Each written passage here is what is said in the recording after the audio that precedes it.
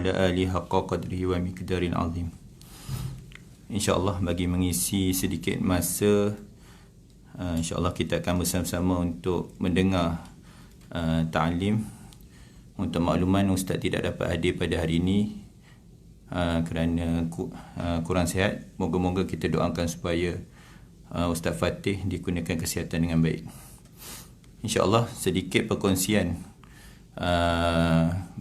sebelum kita mendengar sedikit hadis dalam kitab Risalah Ta'lim ni. Ana suka bacakan berkaitan dengan adab majlis taklim. Sebab kita, alhamdulillah, surau ni setiap kali selepas asar kita amalkan untuk bacaan taklim. Moga-moga terus istiqamah. Jadi adab majlis baca taklim ni sebagai perkongsian seperti dikongsikan oleh para ulama. Dia terbahagi kepada dua. Yang pertama adab zahir, yang mana yang pertama sekali berwuduk dan laksanakan solat sunat 2 rakaat. Itu sebaiklah, terutama yang menyampaikan lah. Tapi biasa menyampaikan pun tak ni kan. Sebaik-baiknya. Yang kedua, tutup aurat dan tanggalkan barang-barang kemas.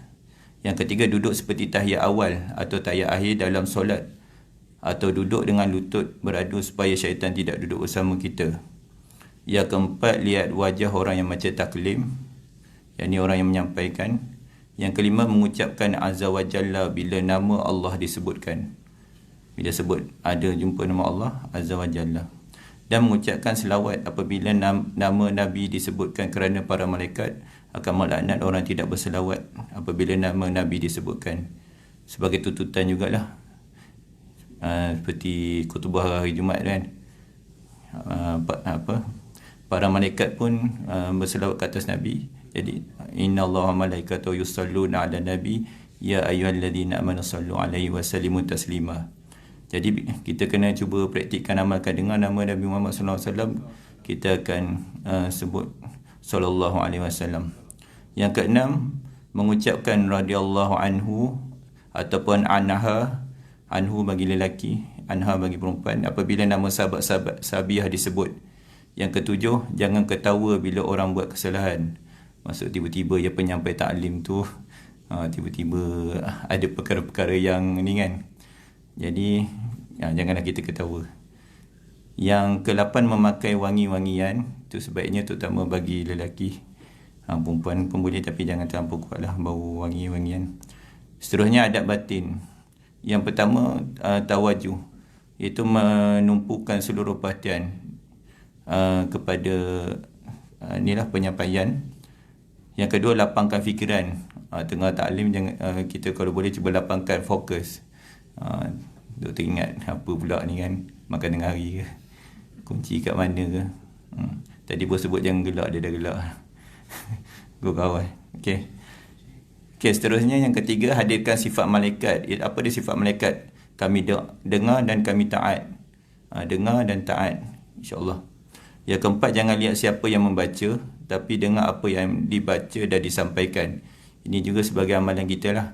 Perkara-perkara baik ini, kita jangan lihat siapa yang sampaikan, tapi kita dengar apa yang disampaikan kan.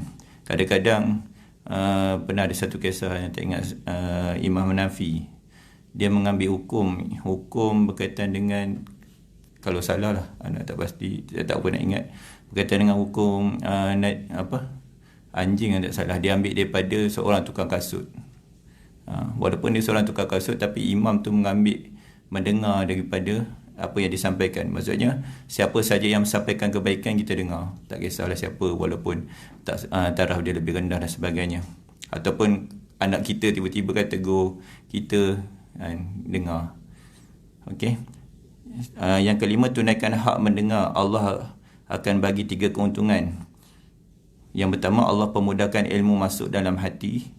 Yang kedua, Allah pemudahkan kita untuk memahami apa yang didengar.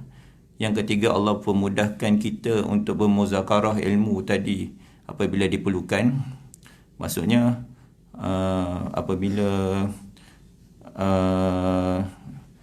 apabila kita mendengar, beri pendengaran kita tumpu betul-betul, Allah akan beri 3 keuntungan, iaitu ilmu tu masuk dalam hati kita. Yang kedua, pemudahkan Kita kadang-kadang kita rasa mudah-mudahnya terima kan. Itu tandanya Allah beri kefahaman agama bagi kita lah. Yang ketiga, Allah mudahkan kita boleh juga, kalau orang tanya kita boleh sampaikan balik pada mereka, dan juga kita boleh perjelaskan. Tapi kita doa supaya Allah beri macam tu lah. Syaratnya kita kena mendengar betul-betul, fokus betul-betul lah, supaya menarik perhatian Allah kepada kita. Yang ketiga, yang keenam, merasa gembira apabila diceritakan tentang syurga dan merasa takut apabila mendengar azab neraka. Jangan mudah terbalik bila dengar azab, cerita tentang syurga, dia macam tak tentu ni kan, macam panas kan. Bila dengar neraka senyum lah, tu tanda orang-orang gila. Allah A'lam. Kita kena bawa hati kita bila cerita tentang syurga, ya Allah, sampaikan aku dekat syurga, seronoknya syurga ni. Tapi bila tentang perkara-perkara peringatan dahsyatnya neraka, kita kena hadirkan ketakutan bagi kita. Yang ketujuh, menganggap bahawa itu adalah pertama kali kita mendengar hadis Nabi walaupun sudah berkali-kali membaca dan mendengarnya. Kadang-kadang hadis yang sama je ulang kan. Innama amalu biniat contohnya. Dah berpuluh-puluh kali Ustaz beritahu kan. Tapi untuk kita nak beri tumpuan yang khusus, jadi kita anggaplah bahawa itu hadis yang pertama kali kita dengar. Kadang-kadang kita banyak kali dengar pun, tapi kadang-kadang tak faham. Okay. Yang ke-8, berniat supaya ilmu yang kita peroleh dapat diamalkan dan kita sampaikan kepada orang lain agar kita semua mendapat manfaat dari majlis ini.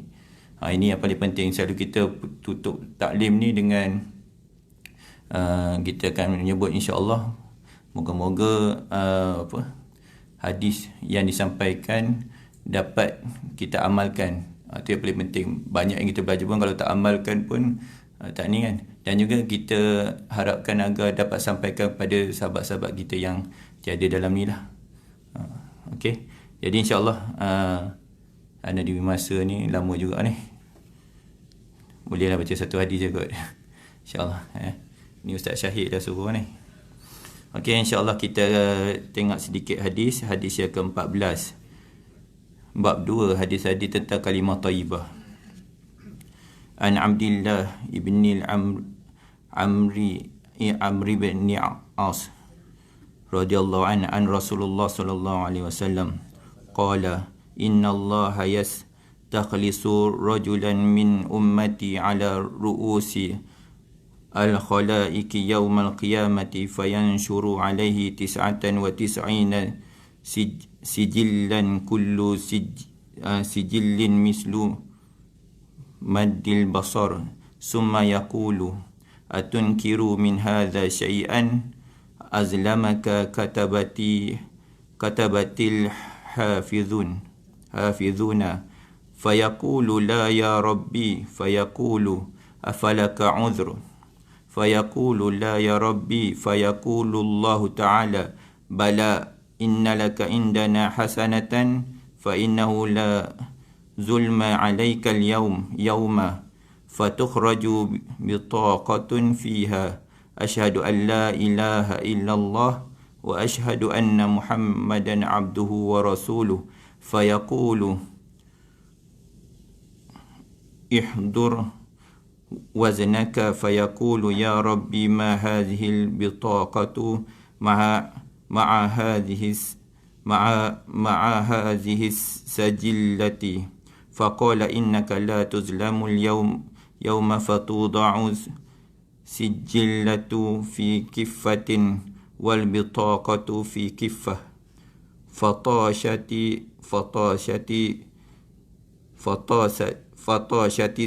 sijillatu wasakulati bitaqatu fala yaskulu ma'allahi syai'un. Sayyidina Abdullah bin Amr bin As radhiyallahu an meriwayatkan bahawa Rasulullah sallallahu alaihi wasallam bersabda, pada hari kiamat Allah Subhanahu wa taala akan memilih seorang lelaki daripada umat aku di hadapan seluruh khalayak manusia. Akan dibentangkan kepadanya 99 buku catatan amalan. Setiap satu buku catatan itu luasnya sejauh mata memandang. Kemudian Allah Subhanahu wa taala akan bertanya, adakah engkau ingin menafikan mana-mana daripada catatan ini? Adakah penulisku, yakni malaikat yang ditugaskan untuk mencatat amalan kamu menzalimi kamu? Maka dia akan menjawab, tidak, wahai Tuhanku. Allah Subhanahu wa taala bertanya, adakah kamu mempunyai apa-apa keuzuran yang hendak dikemukakan? Maka dia akan menjawab, tidak, wahai Tuhanku.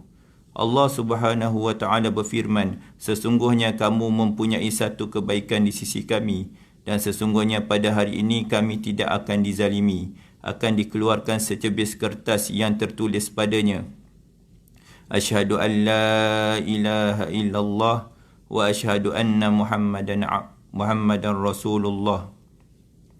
Lalu Allah Subhanahu wa taala berfirman, masukkanlah ke dalam timbangan engkau. Maka katanya, wahai Tuanku, apakah yang boleh dilakukan oleh secebis kertas ini berbanding dengan buku-buku catatan ini? Allah Subhanahu wa taala berfirman, sesungguhnya pada hari ini engkau tidak akan dizalimi. Buku-buku catatan itu akan diletakkan di sebelah neraca, manakala secebis kertas itu pula pada sebelah neraca lagi. Maka secebis kertas itulah begitu berat sehingga semua buku catatan menjadi ringan. Tidak ada sesuatu pun yang lebih berat daripada nama Allah Subhanahu wa taala. Hadis riwayat At-Tirmizi. Keterangan.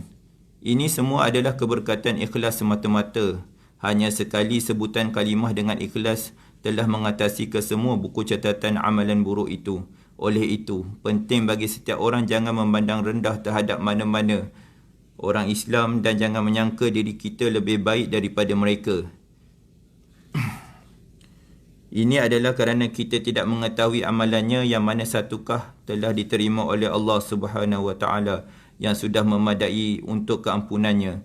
Sedangkan hal diri sendiri pula, kita tidak tahu apakah ada amalan kita yang layak diterima oleh Allah Subhanahu wa taala ataupun tidak. Dalam sebuah hadis disebutkan suatu kisah tentang dua orang daripada Bani Israel. Seorang daripada mereka adalah seorang abid, seorang yang kuat beribadah, dan seorang lagi banyak melakukan dosa. Abid itu selalu menegur si pendosa dan dijawab oleh pendosa itu, biarkanlah aku ini dengan Tuhanku. Pada suatu hari, kerana tersangat marah, abid itu telah berkata, demi Allah, kamu sama sekali tidak akan mendapat keampunan. Allah Subhanahu wa taala telah mengumpulkan mereka berdua di alam arwah. Pendosa itu diampunkan kerana dia selalu mengharapkan rahmat Allah Subhanahu wa taala, sementara si abid pula diazab akibat sumpah yang dilafazkannya. Tidak syak lagi bahawa sumpah yang dilafazkan olehnya itu sangat berat. Allah Subhanahu wa taala sendiri telah berfirman, innallaha la yaghfiru an yushraka bihi wa yaghfiru ma duna zalika liman yasha'. Sesungguhnya Allah Subhanahu wa taala tidak akan mengampunkan dosa menyekutukan sesuatu dengannya. Sebaliknya akan mengampunkan dosa selain daripada itu kepada sesiapa yang dikehendakinya. An-Nisa 48. Oleh demikian, siapakah yang berhak berkata bahawa si fulan sama sekali tidak akan diampun? Namun kenyataan ini tidak pula bermaksud bahawa seseorang yang melakukan perkara-perkara haram, maksiat dan dosa itu tidak akan diazab, dan mereka ini tidak boleh dicegah. Beratus tempat dalam Al-Quran dan hadis yang terdapat perintah mencegah maksiat dan amaran kerana tidak mencegah pendosa daripada melakukan dosa. Dalam banyak hadis diterangkan bahawa sesiapa yang melihat kemaksiatan sedang dilalukan di hadapannya, sedangkan dia berkuasa untuk mencegah kemaksiatan itu namun tidak dicegahnya, maka dia akan terlibat dalam pembalasan dan akan turut diazab. Saya yakni penulis telah menulis tentang perkara ini dengan terperinci dalam buku Fadilat Tabligh. Sesiapa yang ingin mengetahui tentang perkara ini bolehlah merujuk kitab itu. Di sini terdapat satu perkara yang sangat penting yang juga perlu diberi perhatian. Adalah satu perkara yang sangat bahaya bahawa orang-orang soleh menganggap orang-orang yang melakukan dosa sudah pasti akan masuk neraka. Sebaliknya, dari satu segi yang lain, orang-orang jahil melantik sesiapa saja sebagai ikutan atau pemimpin mereka, walaupun orang itu begitu banyak membuat kenyataan yang boleh membawa kepada kekufuran. juga merupakan racun pembunuh kepada agama dan perkara yang membinasakan. Rasulullah SAW bersabda, sesiapa yang memuliakan orang-orang yang melakukan bid'ah, maka dia telah membantu untuk menghancurkan Islam. Diterangkan dalam banyak hadis bahawa pada akhir zaman akan lahir ramai dajjal, penipu dan pendusta. Mereka akan memperdengarkan hadis-hadis yang belum pernah kamu dengar. Jangan pula kamu dijerumuskan oleh mereka ke dalam kesesatan dan kerosakan. Sikit hadis yang ke-15 berkaitan dengan fadilat zikir. Bab kedua, hadis-hadis tentang kalimah thayyibah. Sayyidina Abdullah bin Abbas radhiyallahu an berkata, Rasulullah sallallahu alaihi wasallam bersabda, demi zat yang nyawaku dalam genggamannya, sekiranya di bawah langit dan bumi dan sesiapa sahaja yang berada pada kedua-duanya, dan apa-apa sahaja yang ada di antara kedua-duanya, dan apa-apa sahaja yang berada di bawah kedua-duanya, maka kesemua itu diletakkan di sebelah timbangan, dan penyaksian terhadap la ilaha illallah diletakkan di sebelah yang lain, maka timbangan kalimah ini akan lebih berat. Hadis riwayat Tabarani. Keterangan. Kenyataan seumpama ini banyak disebutkan dalam pelbagai riwayat. Tidak ragu-ragu lagi bahawa tidak ada sesuatu yang setanding dengan nama Allah Subhanahu wa taala. Alangkah malang dan ruginya orang-orang yang memandang ringan terhadap kalimah ini. Namun demikian, berat timbangan kalimah ini adalah lahir daripada keikhlasan. Sebanyak mana keikhlasan ucapan kalimah, maka sebanyak itulah beratnya kalimah yang suci ini. Untuk melahirkan keikhlasan itulah maka perlu mendapatkan latihan, tarbiyah dan tazkiyah ruhani daripada ulama tasawuf. Dalam satu riwayat yang lain terdapat penambahan sedikit dalam permulaan sabdaan baginda sallallahu alaihi wasallam yang tersebut di atas, iaitu hendaklah kamu talqinkan, yakni bacakan kalimah la ilaha illallah kepada seseorang yang hampir meninggal dunia. Sesiapa yang dapat mengucapkan kalimah yang suci ini pada ketika dia meninggal dunia, maka wajiblah syurga baginya. Para sahabat bertanya, bagaimanakah pula sekiranya kalimah ini dibaca pada ketika seseorang itu sihat? Jawab baginda sallallahu alaihi wasallam, maka lebih pasti lagi akan mewajibkannya untuk memasuki syurga. Kemudian barulah baginda sallallahu alaihi wasallam bersabda sebagaimana yang tersebut dalam hadis di atas. InsyaAllah tuan-tuan dan puan-puan yang mulia, insyaAllah kita perbanyakkan mengucapkan kalimah thayyibah itu la ilaha illallah Muhammadur Rasulullah. Moga-moga Allah menempatkan kita di akhir kalam kita dengan husnul khatimah, akhir kalam dengan kalimah tersebut. InsyaAllah apa yang baik dan buruk datang daripada Allah. Yang buruk itu datang daripada kelemahan saya yang tak seberapa ni. Jadi insyaAllah segala apa yang kita dengar kita amalkan dan juga sampaikan kepada yang tiada. Jadi tangguhkan dengan tasbih kafarah suratul as. Subhanakallahumma wa bihamdika asyhadu an la ilaha illa anta astaghfiruka wa atubu ilaik. Wal 'asri innal insana lafi khusr illa alladhina amanu wa 'amilus solihati wa tawassaw bil haqq wa tawassaw bis sabr. Assalamualaikum warahmatullahi wabarakatuh.